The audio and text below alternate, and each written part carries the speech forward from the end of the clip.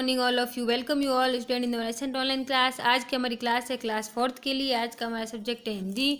तो बच्चों आप अपनी हिंदी की बुक निकालिए, जिसमें बच्चों हमने पिछली क्लास में पहला पार्ट पूरा कर लिया था। आज अपन दूसरा पार्ट पढ़ेंगे। गंगा। गंगा एक क्या है? हमारी भारत की पवित्र नदी है। तो गंगा के बारे में पढ़ेंगे। शिक्षण संकेत। भारतीय संस्कृति में अनेक ऐसी पौराणिक कथाएं प्रचलित हैं जिनका वास्तविक स्वरूप आज भी हमारे जीवन पर पूर्णतया दृष्टिगोचर होता है। देश की सबसे पवित्र नदी गंगा है।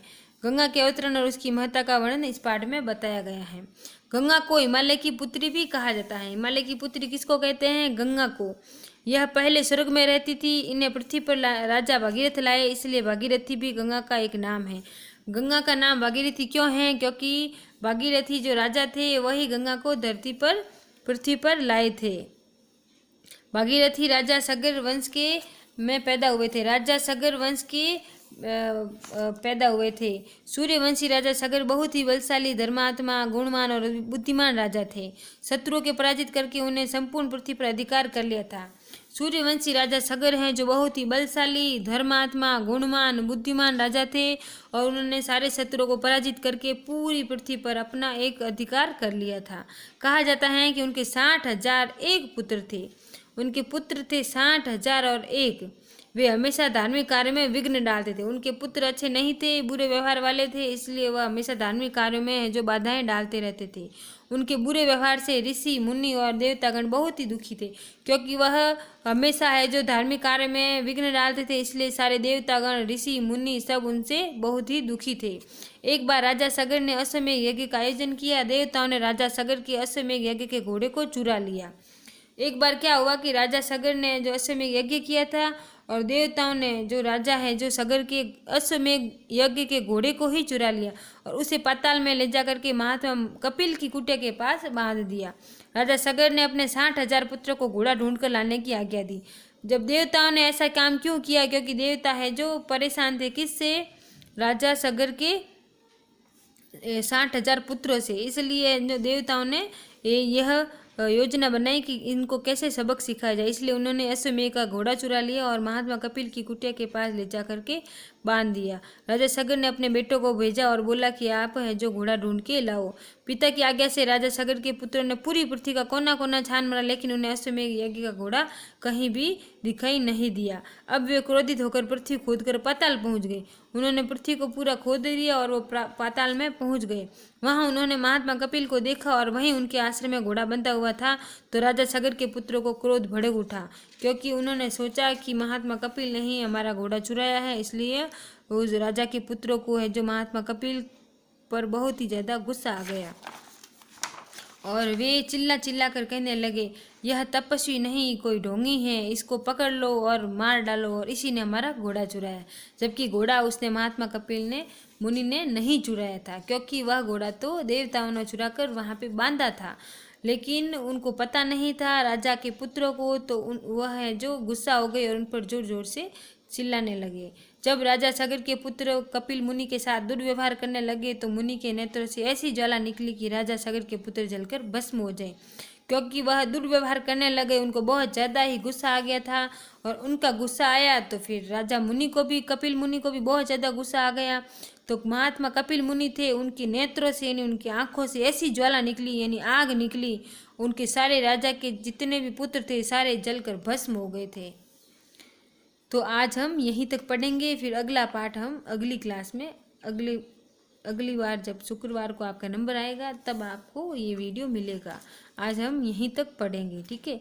फिर आज आपका होमवर्क में आपको शब्दार्थ करना है। पराजित, हार, दुर्व्यवहार, बुरा बर्ताव, उद्धार, मुक्ति, संपूर्ण, पूरी, ज्वाला, अग्नि, स्पर्श, छूना, विघ्न, बाधा, रुकावट, भस्म, जलकर राख कर देना।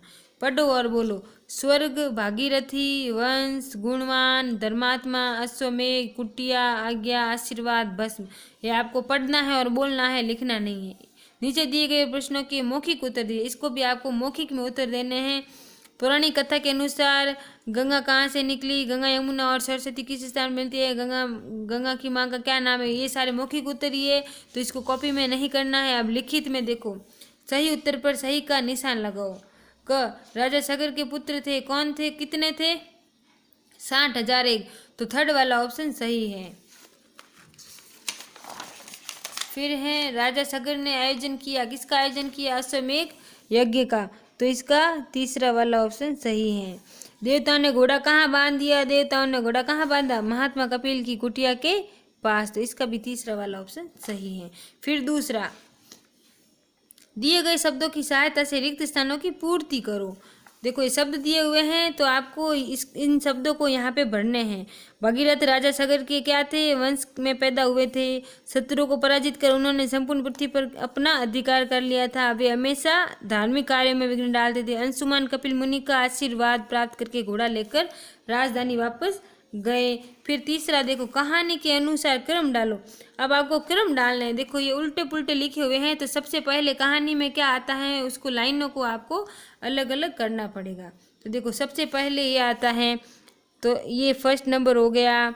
राजा सगर ने अश्वमेध यज्ञ का आयोजन किया, उसे फिर सेकेंड नंबर ऑप्शन आपका ये हो गया, देवताओं ने राजा सगर के अश्वमेध यज्ञ का घोड़ा चुरा लिया। फिर तीसरा आपके ये हो गया, और उसे पाताल में ले जाकर महात्मा कपिल की कुटिया के पास बांध दिया। फिर चौथा आपके ये हो गया, वहीं उनके आश्रम में घोड़ा बंधा हुआ था। फिर पांचवा आपके ये हो गया, राजा सगर के पुत्रों को क्रोध भड़क उठा। फिर छठा आपके, राजा सगर के पुत्र कपिल मुनि के साथ दुर्व्यवहार करने लगे। फिर सातवां, मुनि के नेत्रों से ऐसी ज्वाला निकली। फिर राजा सगर के पुत्र जलकर भस्म हो गए। तो ये 8, इसमें 8 वाक्य हैं। उन 8 वाक्यों को अपन ने सीधा किया है, तो आपको भी अपनी कॉपी में सीधा करके लिखना है, ठीक है। फिर अगला है जो निम्नलिखित प्रश्नों के उत्तर लिखिए। राजा सगर कैसे राजा थे? राजा सगर बहुत ही बलशाली, गुणवान, धर्मात्मा, बुद्धिमान राजा थे। फिर अश्वमेध यज्ञ का घोड़ा किसने चुराया और उसे कहाँ बांध दिया? अश्वमेध यज्ञ का घोड़ा देवताओं ने चुराया और उसे महात्मा कपिल मुनि की कुटिया के पास बांध दिया। कपिल मुनि का क्रोध शांत करने के लिए राजा सगर ने क्या किया? कपिल मुनि का क्रोध शांत करने के लिए राजा सगर ने अपने पौत्र अंशुमान को क्षमा याचना करने के लिए शांति का प्रस्ताव लेके भेज दिया। कपिल मुनि ने अंशुमान को क्या आशीर्वाद दिया? कपिल मुनि ने अंशुमान को आशीर्वाद दिया कि तुम्हारा पौत्र अपनी तपस्या से भगवान को प्रसन्न करके गंगा को पृथ्वी पर लाएगा और राजा सगर के पुत्रों को शाप से मुक्ति दिलाएगा। तो आज का आपका होमवर्क यही है, शब्दार्थ। फिर तीसरा क्वेश्चन, ये शब्दार्थ करके फिर तीसरा क्वेश्चन, फिर ये दूसरा, तीसरा, चौथे के क ख ग ग सारे करने, ठीक है। फिर भाषा और व्याकरण अपन अगली क्लास में करेंगे। Thank you.